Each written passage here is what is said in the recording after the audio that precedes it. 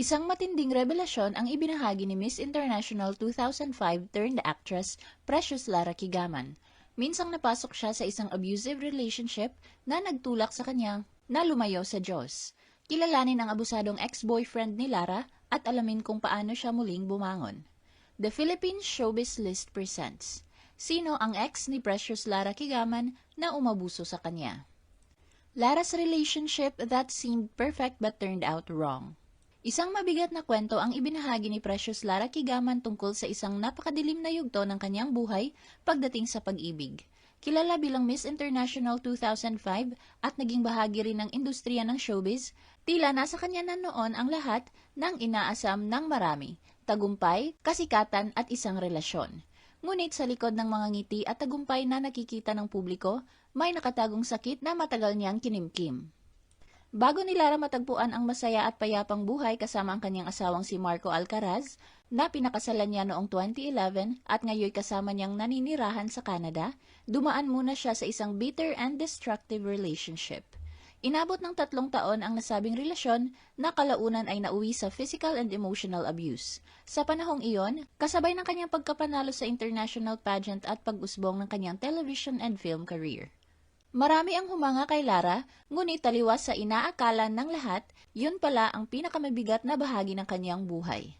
Sa isang interview kay Karen Davila noong April 1, 2026, inamin ni Lara na bagamat tila nasa kanya na ang lahat ng kanyang pinapangarap, may malalim na kakulangan at lungkot siyang nararamdaman.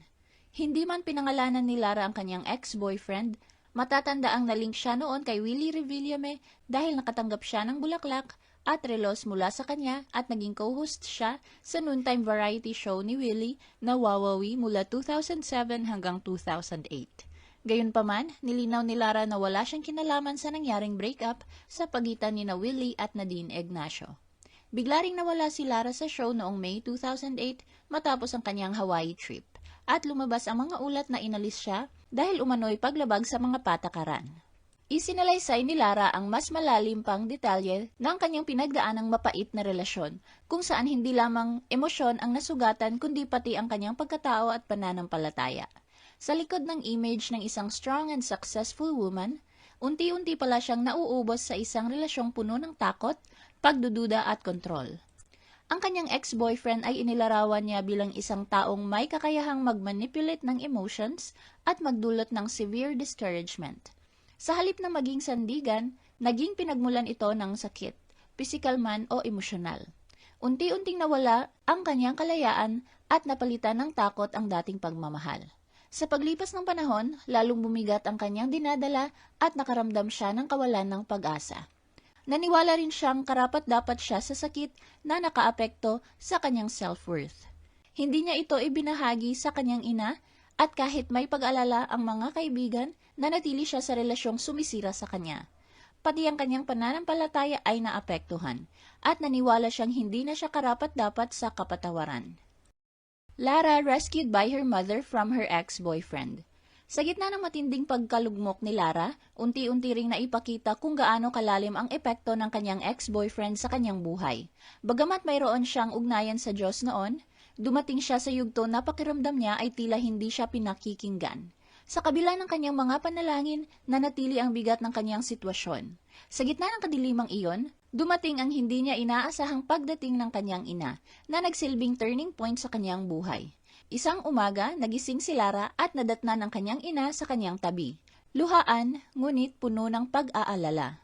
Sa tulong ng kanyang ina, nagawa niyang makaalis sa abusive relationship. Nakipag-usap ang kanyang ina sa kanyang ex-boyfriend at sa pamilya nito, at ipinahayag na dapat na niyang lubayan si Lara. Ang matapang na hakbang na yon ang nagputol sa ugnayang matagal na siyang pinahirapan. Pagkaraan nito, nagpasya si Lara na bumalik sa Pilipinas upang tuluyang ayusin ang kanyang sarili at muling buuin ang kanyang buhay. Sa kanyang pagre-reflect, naisip niya na kung hindi dahil sa pagdating ng kanyang ina, malamang ay hindi na niya nagawang kumawala sa sitwasyon. Lara returned to God after her darkest days. Inabot ng maraming taon ang kanyang paghilom at kahit kasal na kay Marco, bumabalik pa rin ang alaala ng nakaraan. Gayunpaman, natutunan niya itong harapin sa tulong ng kanyang pananampalataya sa Diyos. Sa tulong ng spiritual guidance at pagsali sa religious activities, natutunan niyang pahalagahan muli ang sarili at magbukas sa pag-ibig. Nang makilala niya si Marco, natagpuan niya ang taong kabaliktaran ng kanyang ex-boyfriend.